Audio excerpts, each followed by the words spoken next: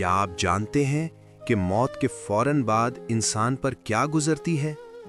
شروع میں مردہ شخص کو یہ احساس ہی نہیں ہوتا کہ وہ اس دنیا سے رخصت ہو چکا ہے۔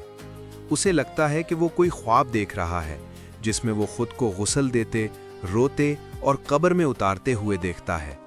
لیکن جب سب لوگ اسے مٹی تلے تنہا چھوڑ کر چلے جاتے ہیں تو اللہ اس کی روح کو بحال کر دیتا ہے۔